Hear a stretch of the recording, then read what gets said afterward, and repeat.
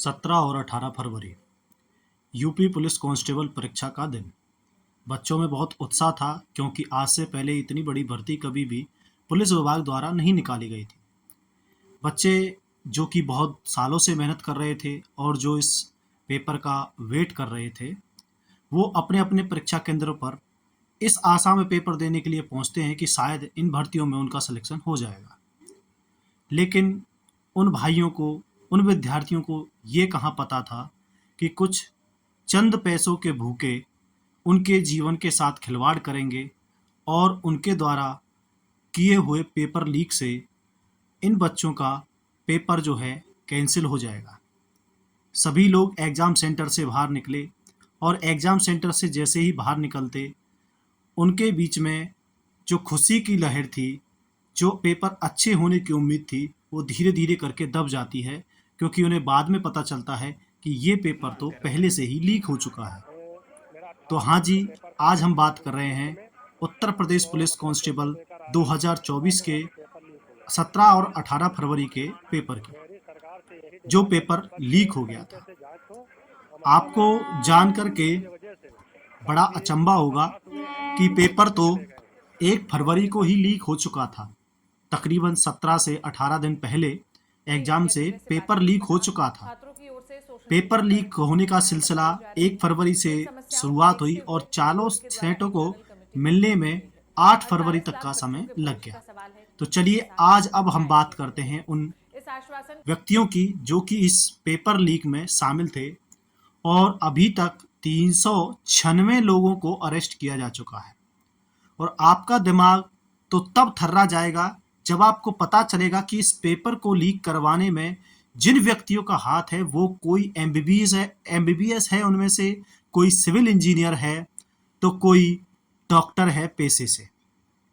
इसमें जिन दो मुख्य आरोपियों का नाम आ रहा है, पहला मुख्य आरोपी है रवि अत्री जो कि एक एमबीबीएस डॉक्टर है, और दूसरा आरोपी जो है राजीव नयन मिश्रा जो कि पेशे से इंजीनियर है। अब जो ये राजीव नयन मिश्रा है, इसने जो ये पेपर लीक किया था, जो पेपर लीक होने का सिलसिला था, ये उत्तर प्रदेश में ना होकर के मध्य प्रदेश और हरियाणा, वो भी हरियाणा के गुड़गांव यानी कि गुरुग्राम शहर के अंदर एक रिजॉर्ट से इन पेपरों के 1000 से अधिक अभ्यर्थियों को इन पेपरों को बांटा गया था। और जो ये राजीव नयन मिश्रा है और रवि अत्री है, ये मूल रूप से प्रयागराज के निवासी हैं। और इस राजीव नयन मिश्रा को, जो कि आखिरी एक्यूज था, इसको ग्रेटर नोएडा के परी चौक से अरेस्ट कर लिया गया है यूपी पुलिस के द्वारा, एसटीएफ के द्वारा। अब ये सिलसिला शुरू कहाँ से होता है? तो जो राजीव का भाई है, जो ये राजीव है, हमारा मेन एक्यूज जो है राजीव नयन मिश्रा, इसका जो भाई है वो, उसका नाम है सत्य साई, जो कि भोपाल यूनिवर्सिटी में सिविल इंजीनियर से बीटेक कॉलेज में कर रहा था। भोपाल यूनिवर्सिटी के कॉलेज से सिविल इंजीनियर कर रहा था। इसके साथ दो व्यक्ति सुभाष प्रकाश और अतुल वत्स जो कि भोपाल के कॉलेज में पैसों से एडमिशन कराते थे। इस राजीव नयन का भाई पैसे लेकर के दो व्यक्तियों के साथ भोपाल यूनिवर्सिटी के कॉलेजेस में एडमिशन कराता था और यहीं से इसे भी पेपर लीक कराने और फर्जी एडमिशन करवाने की ललक लगी। इसमें मोटा पैसा देख करके ये भी इसमें उतर गया। अब राजीव जो है इस परीक्षा गैंग में शामिल हुआ 2019 में, और 2019 में वो एक व्यक्ति से मिलता है जिसका नाम था अजारिया उर्फ गुरुजी, और दोनों मिलकर के कुल मिलाकर 2 पेपर लीक कराते हैं। पहला पेपर था 2019 में हुआ एनएचएम स्टाफ नर्स का पेपर, और दूसरा पेपर था यूपी टेट का। यूपी टेट में राजीव नयन मिश्रा पर अभी भी केस चल रहा है, जबकि एनएचएम स्टाफ नर्स का पेपर में ये ग्वालियर में जेल में रहा है और जेल काट करके भी आ चुका है। अब जेल से निकलने के बाद कहते हैं कि चोर चोरी से जाए लेकिन हेरा फेरी से नहीं जाए। तो जेल से निकलने के बाद वह एक व्यक्ति से मिलता है जिसका नाम था डॉक्टर शरद। डॉक्टर शरद ये भी एक पेपर लीक की गैंग चलाता था, और इसी गैंग से जो है गौतम बुद्ध नगर का जो रवि अत्री है वो भी जुड़ा हुआ था। ये जो कि हमारा मेन एक्यूज है रवि अत्री, ये भी उसी गौतम बुद्ध नगर से जो है ये बिलोंग करता है और ये वहीं से इससे जुड़ा था। और दोनों ने ही एक साथ मिलकर के UP police constable paper leak को करने का जो है प्लान बनाया है। अब बात करते हैं कि पेपर लीक हुआ तो हुआ कैसे।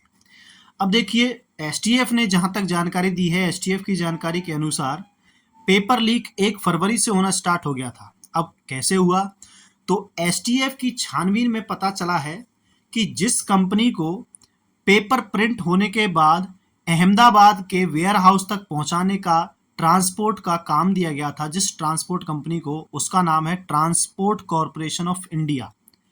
अब जो राजीव नयन मिश्रा है और रवि अत्री है, ये ट्रांसपोर्ट कॉरपोरेशन ऑफ इंडिया के कर्मचारियों से जो है अपनी मिलीभगत करते हैं और पेपर लीक की पूरी प्लानिंग करते हैं। अब जो कर्मचारी थे उनमें से अभिषेक शुक्ला, राजीव गिरी और शिवम गिरी और रोहित पांडे जो है, ये तीनों मिलकर के ये टीसीआई यानी कि ट्रांसपोर्ट कॉरपोरेशन ऑफ इंडिया के जो थे कर्मचारी थे और यही जो है इनको खबर देते थे कि आज पहला पेपर प्रिंट हो चुका है, आज दूसरा पेपर प्रिंट हो चुका है, तीसरा पेपर प्रिंट हो चुका है। और ये लोग आकर के इस पेपर को ले जाते थे। अब इसमें एक व्यक्ति का नाम और जुड़ता है जो कि था शुभम मंडल। शुभम मंडल रवि अत्री के कहने पर जो है अहमदाबाद जाता है, अभिषेक शुक्ला से मिलता है और अभिषेक शुक्ला, राजीव गिरी और रोहित पांडे इस शुभम मंडल को ले जाते हैं और वेयर हाउस से बॉक्स को खुलवाते हैं, क्योंकि ऐसा माना जाता है कि शुभम मंडल बिना किसी की नजर में आए बॉक्स को आसानी से खोल सकता था। और वहां से ये पेपर को लीक कराते हैं और पेपर को लेकर के ये आते हैं। पेपर को लीक करने का काम जो है 15 लाख, 15 से 20 लाख हर किसी को दिए जाएंगे, जो कि ये चारों के चारों शामिल थे, अभिषेक शुक्ला, शिवम गिरी और रोहित पांडे और शुभम मंडल। इन चारों को 15 लाख रुपए देने की बात हुई थी और 5 लाख रुपए इनको दे भी दिए जाते हैं, लेकिन पेपर लीक होने की वजह से पेपर कैंसिल हो जाता है और बाकी रकम इनको नहीं मिलती है।